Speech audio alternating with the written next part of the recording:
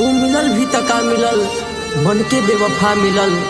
ऊ मिलल भी तका मिलल बन के बेवफा मिलल। इतना भी हमार गुनाह ना रहे जितना हमारा दिल के सजा मिलल।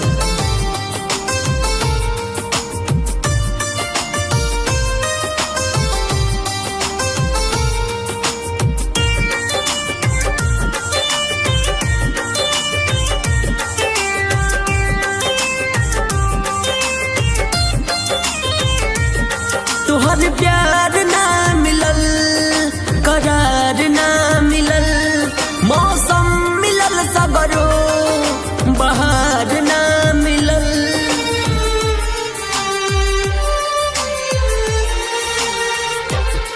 तुहर प्यार ना मिलल, करार ना मिलल, मौसम मिलल सगरो बहार ना मिलल। बस याद आवेलू हमके सतावे के, बस याद आवेलू हमके सतावे के। कोशिश करत बानी तोहके भुलावे के, कोशिश करत बानी तोहके भुलावे के।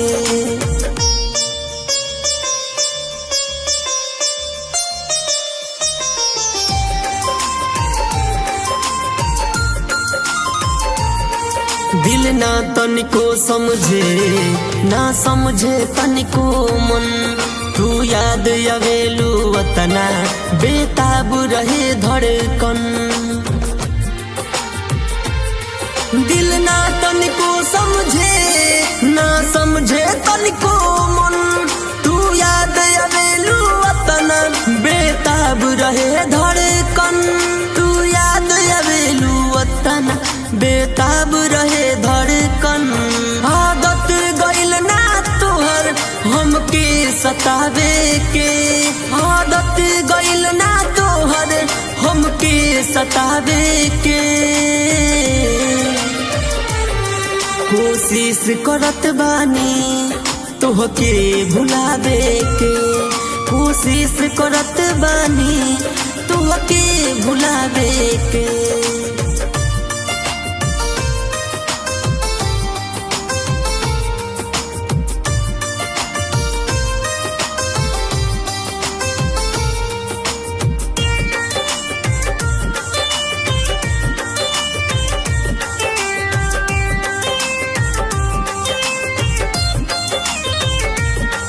तुहसे ना कोनो शिकायत, सब किस्मत के बादोस। तू भइलू नारी सुके बस है बाय अफसोस।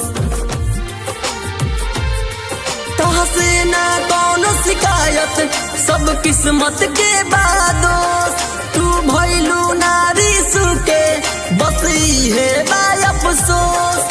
तू भइलू नारी सुके बस है बाय अफसोस। गोलू पवन कहले दिल ना लगावे के, गोलू धीरज कहले दिल ना लगावे के। कोशिश करत बानी तोहके भुलावे के, कोशिश करत बानी तोहके भुलावे के।